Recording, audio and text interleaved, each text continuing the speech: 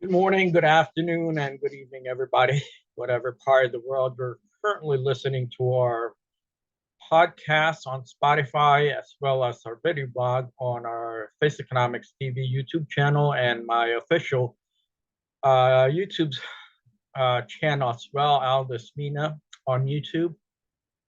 And I appreciate your ongoing support and the time that you've dedicated to listen to our thoughts and our overall interpretation on the evolution of the New World Marketplace via the utilization of the social media platform, as y'all may know or have heard of. My face economics concept basically evolved via the social media platform, which is the utilization of the social media environment worldwide to increase capacity, to share knowledge, to promote democracy, the rule of laws, as well as freedom of speech, and everything that the world value. That would also entail human rights, because without human rights, you won't be able to develop an economy.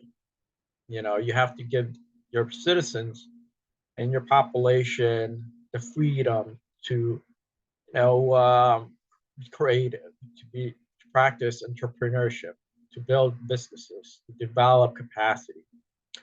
And you can't stunt growth and economic development movement when there is no democracy around and in place and structured in any country. Because if there isn't any freedom to be creative, there is no freedom of press, there's no freedom of speech, freedom of expression, and there is no democracy in a marketplace, then it's almost impossible to build capacity in that marketplace. With that said, um, you know, I'm being bombarded via my newsfeed regarding Russian citizen, Mr. Navalny. I've heard of his name previously. I didn't know a whole lot about him up until just a couple hours ago when I had to research his overall background, and I thought he was an American citizen when I came across all these news material that just started popping up a couple hours ago on my newsfeed. I thought he was like an American citizen that was held in captivity in Russia. So I started looking him up, and I realized that he's not a U.S. citizen. He's not a U.S. taxpayer. He's actually of Russian citizenship who had been opposing the current administration in Russia. So I mean, in any country on this planet, there's always going to be that opposition, and unfortunately, um, he had passed in captivity in prison in a Russian prison, and I want to lift up his family and his friends for their loss. The loss of human life is never a good thing, because people have so much potential, and people can just that one person, one light could be the light that would help lead the way for humanity and society worldwide to advance. So, as I mentioned, I didn't know much about Mr. Navalny, but I thought initially, because of all this publicity that keep popping up on my newsfeed, well, most of my newsfeed are coming in from the Western news media sources. So I thought he was an American citizen initially when I started, reading the news, up until I realized that he's actually a Russian citizen. So what kind of sparked my interest is that the White House had made a formal commentary regarding Mr. Navalny's passing, and again, when I got the news regarding his passing, I thought he was an American citizen, and I thought, okay, well, I guess the White House wasn't, happy that he had passed, until I realized that he's actually a Russian citizen, who was opposing, the current administration in Russia. So with that said, I'm still kind of baffled by the overall um, just exposure regarding Mr. Navalny's passing from, Western news organization, because we actually had an American citizen who had died in Ukraine, and he posted, various testimonies on his YouTube channel saying that he was being extorted, he was being tortured, his needs weren't being met, his freedom of speech has been violated, his freedom of movement wasn't respected. There's quite a bit of stuff that happened to Mr. Gonzalo Lira, and I haven't heard much come out of, the Western news organizations, other than some of the independent news sources, mostly on the social media platform, that had started talking about Mr. Gonzalo Lira. I mean, I have still yet to hear from the White House regarding Mr. Gonzalo Lira's passing, and he's an actual American citizen, and he's a, taxpayer. So I'm completely baffled by how things are kind of evolving.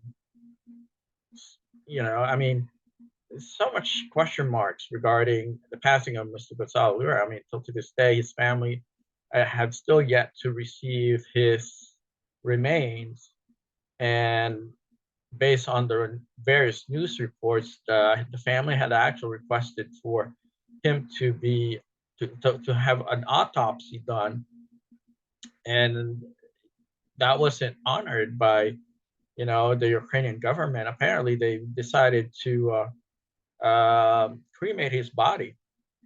So I'm really I'm confused. I mean, that's the simple way to say this all regarding, you know news sources and the evolution of cases that I would think would be relevant to an American citizen and to the world community, that isn't quite, clear. I mean,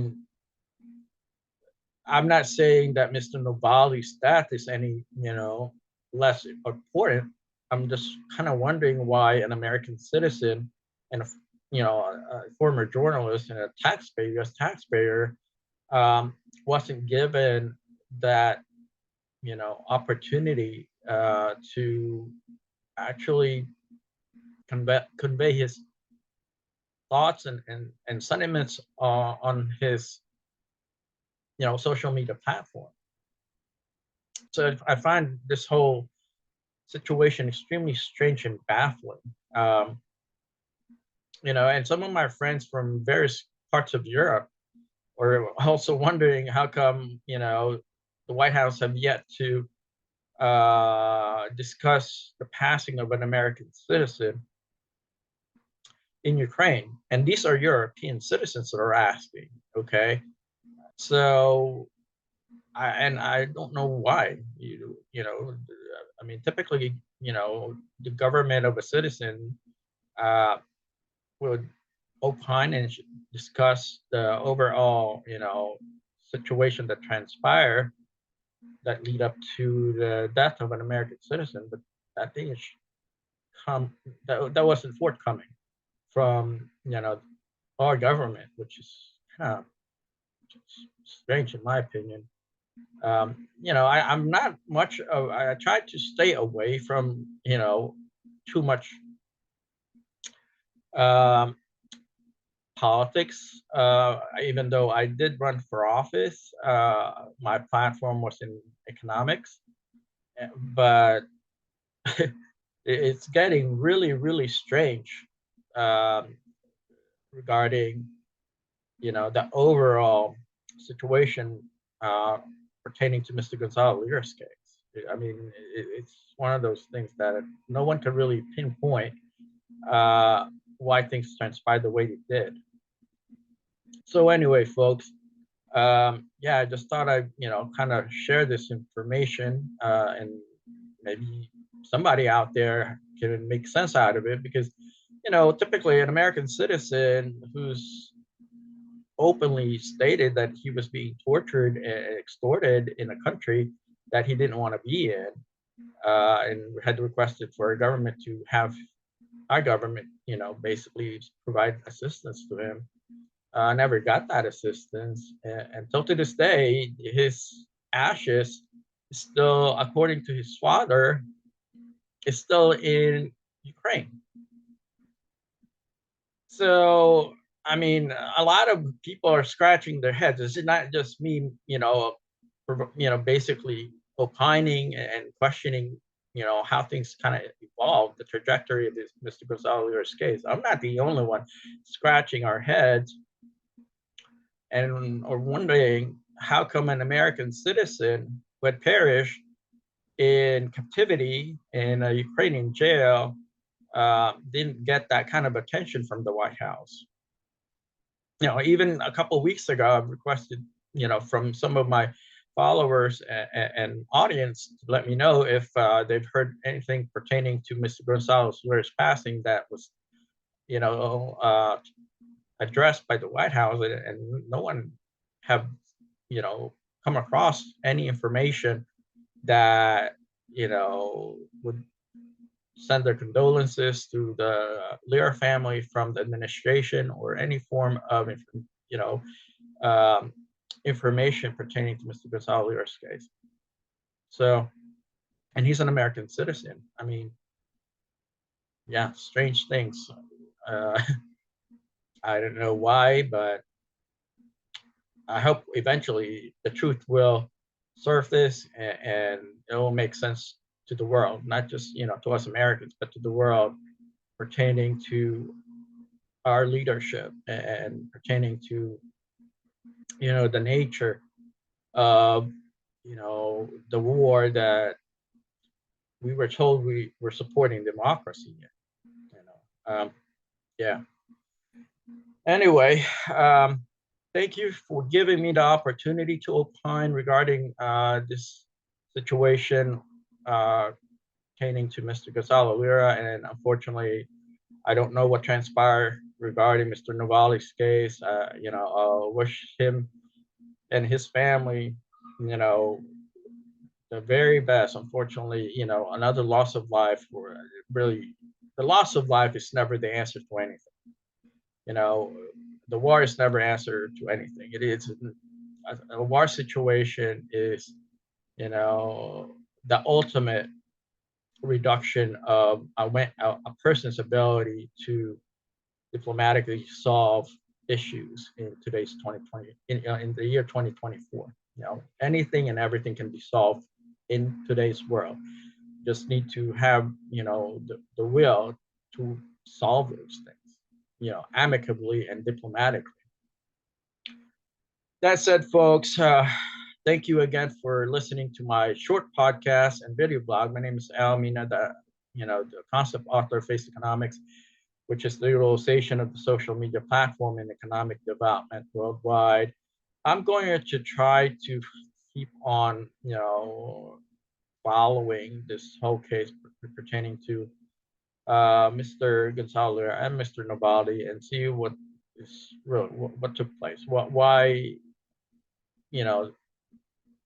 things like this continues to happen in the year 2024. It's just baffling. I mean, I don't understand why things happen the way they do, but it's definitely extremely strange, to say the least.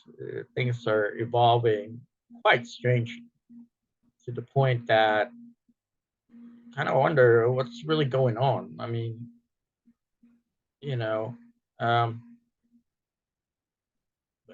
who benefits from all this? What's, the overall, return on this, whatever it is that's been put into it? What's the return on that, and what's the value of it? I really don't understand. the value of engaging in a war condition, having so many lives lost. All right, folks. Thank you so much for your time, and I look forward to connecting with you again. I will try to keep up with what's going on pertaining to the conflict and the overall trajectory of so many weird events that have been taking place throughout, the last 2 years, pertaining to the war between Ukraine and Russia. I mean, I seriously don't believe that there should be a war, there should be a conflict in the year 2024. It's destabilizing a lot of regions and economies and societies that really shouldn't have been affected. Really, there's no point for a war to be happening in today's world. War happened back then because there wasn't a whole lot of information, access to other society, access to information, access to facts.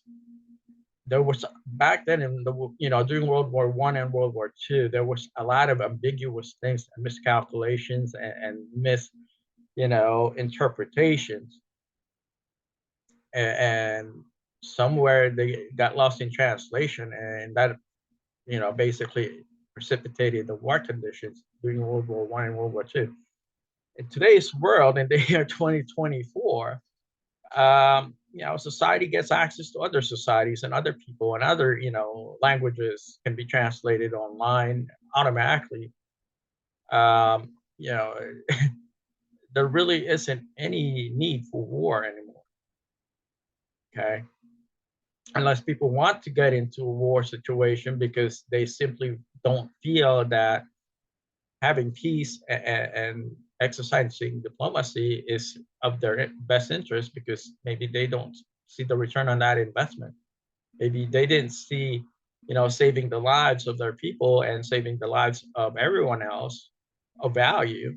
And then those will be the people that will want to enter a war situation. But those people that respect human life and want to, preserve peace and create a harmonious, in coexistence with other countries and other people, they're definitely not interested in going into a war conflict with anyone, because there really isn't any need for it anymore.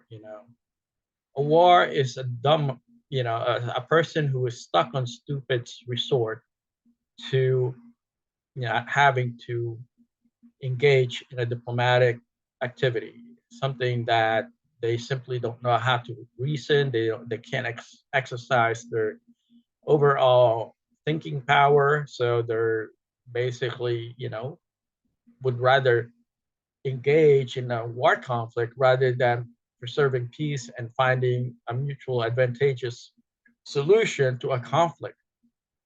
Okay, folks. That said, thank you for listening to my podcast and video blog. Um, Looking forward to connecting with you again in the next few days. Have a wonderful rest of your week. Take care. Bye bye.